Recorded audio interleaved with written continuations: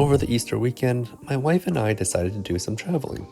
Due to certain family circumstances, we skipped the usual Lithuanian Easter traditions that I so carefully learned about and made a video on.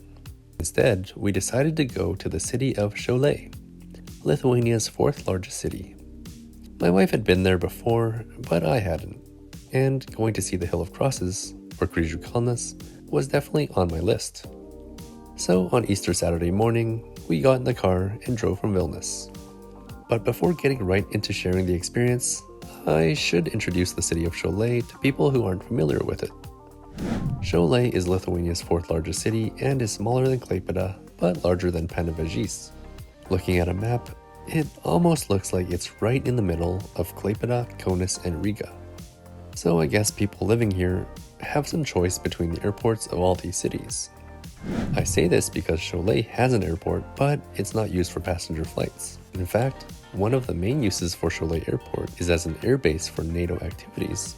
Since the Baltic countries don't have adequate air forces to police their own skies, NATO sends jets from other countries to do the job.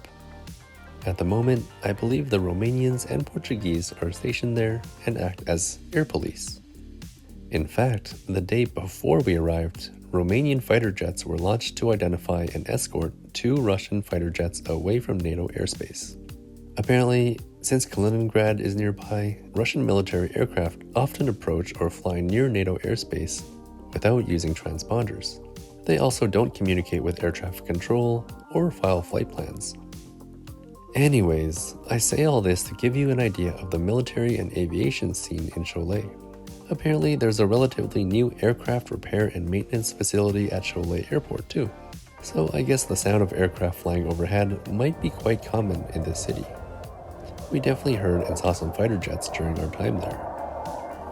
Okay, so getting to our own journey on Easter weekend, the drive from Vilnius wasn't too bad, and it took us about 2.5 hours to get to the Hill of Crosses. As we were getting closer, Google Maps, for some reason, directed us down a bumpy dirt road. On the map, it does look like a shortcut, but in reality, it's probably better to take the long way around instead. As we got closer to Kryžių kalnas, raindrops started to fall on the windshield, and so we knew we would be getting a little wet for our visit there.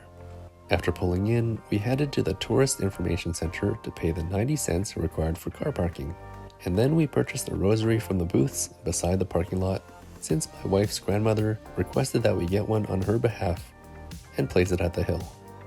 At these parking lot stands, you can buy all sorts of things: rosaries, crucifixes, fridge magnets, cups, books, and so much more. Pretty much anything you'd find in a standard gift shop or souvenir stand. But the most prominent items are crucifixes, and these are typically sold for you to take and add to the growing collection of crosses on the hill.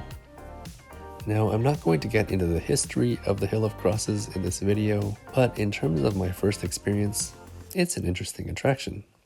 I'm not all that religious, and so it probably doesn't have the same meaning for me as it would for a devout Christian.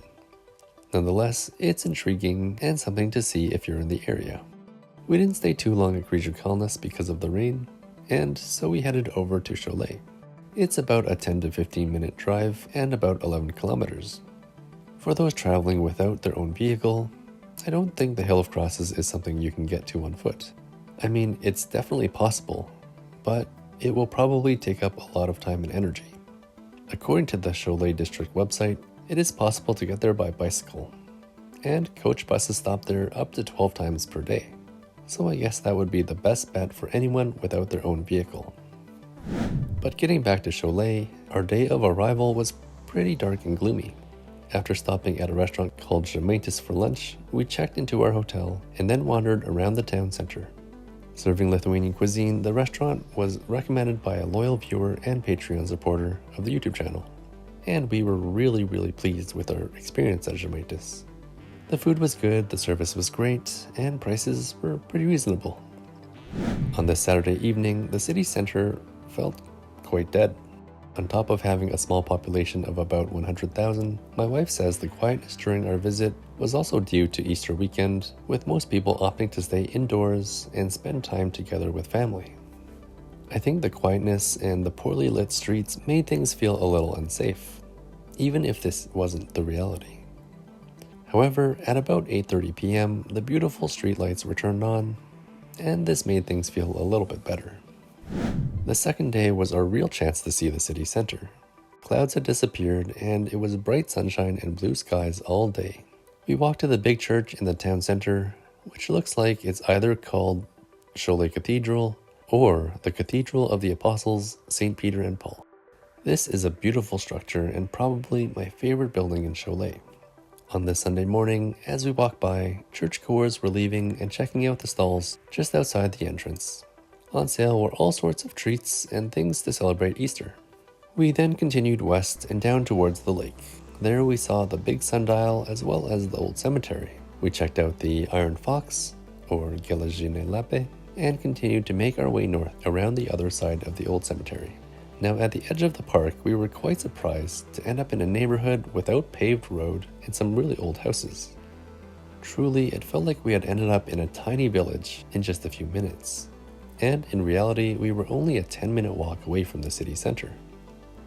It was quite an interesting mix of neighborhoods as we continued to walk back towards the center and pass by the Orthodox Church as well as through the big Soviet-era apartment building blocks. We then went for lunch at a place called Saigon Kava, another recommendation from our Šiauliai-based fan of the channel. This tiny restaurant is run by the only 2 Vietnamese people in the city. It's super good and I would highly recommend it. Dinner was spent at a restaurant called Leia. Located on Vilna Street, it's a little more upscale and the interior definitely proves this. The food wasn't too expensive, and it tasted alright. I think the main appeal of coming here would be just the atmosphere, vibe, and decor. My apologies that I don't have any photos or videos of any of the restaurants we visited, as it wasn't really a key thing that I was planning on talking about. But yeah, the rest of our time was pretty much spent walking around, up and down the main pedestrian street, admiring the street art. Sadly, most shops were closed for the Easter weekend. The sunny Sunday was a little more lively than Saturday night, but it was still quite quiet.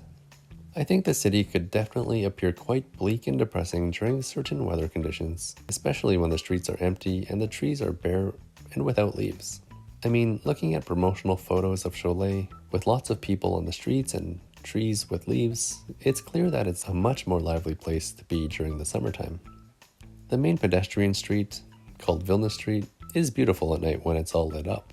So I think if you're going to visit, do make sure you leave your hotel and explore the city center after the sun goes down. But there's my not so brief recap of my time in Šiauliai and my first impressions of the city. If you've been to Šiauliai, or you live there, I'd love to know what your opinion of the place is, so leave a comment and let me know. And for the Lithuanian word of the day, I'm going to go with the verb atostogauti, which means to go on vacation. Atostogauti. As always, thank you so much for watching, and I'll see you next time.